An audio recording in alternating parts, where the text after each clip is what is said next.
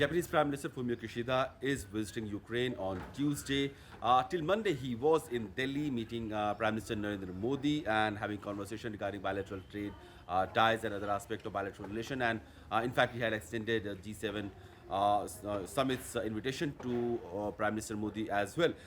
His visit to Ukraine comes as a surprise move because it was not scheduled. In fact, recently when he had been asked whether he plans to visit Ukraine, he had clearly denied, saying that there is no such plans as such.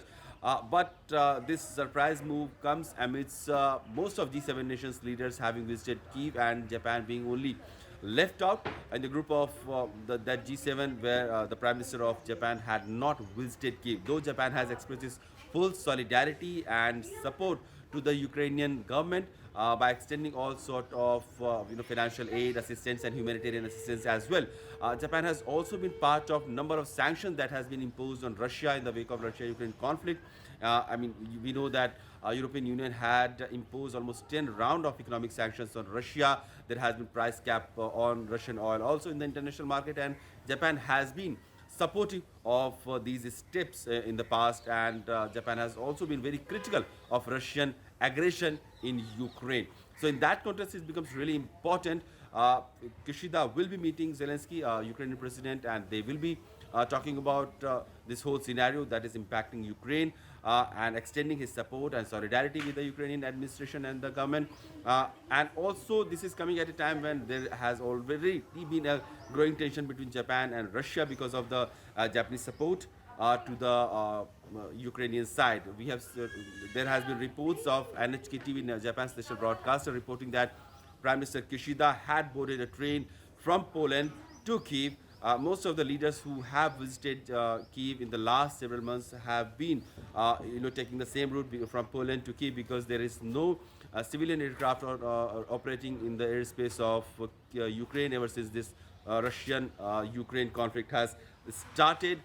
This will be a very big boost to the Ukrainian Zelensky's confidence, Ukrainian President Zelensky's confidence and support that he has been eyeing across the world.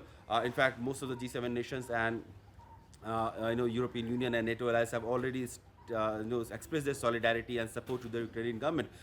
This is also interesting that this visit is coming at a time when Chinese President Xi Jinping is already in Moscow.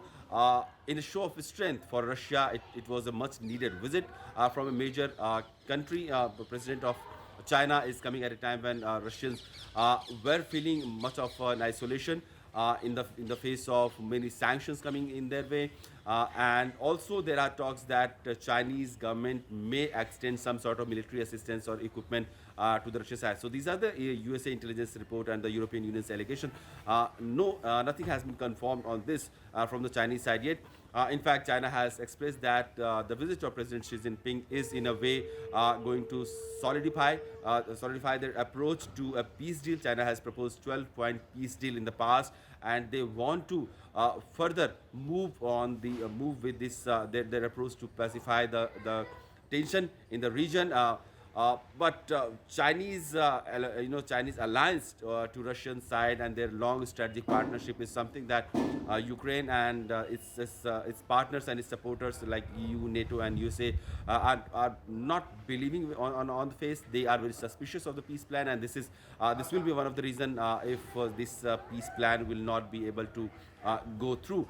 But it's interesting time that Russia-Ukraine conflict has become much of a geopolitical tension, and clearly many countries are now trying to draw lines and trying to clearly express their support. G7 grouping has been clearly standing with Ukraine, and now China has also expressed its strength and solidarity with the Russian side in a way where President Xi Jinping, in his first foreign visit after securing his third term officially in China, has chosen Russia as his first destination for the foreign visit. So how does this situation of geopolitical tension in Russia-Ukraine conflict and in Europe unfolds? We'll keep informing you regarding all the latest developments.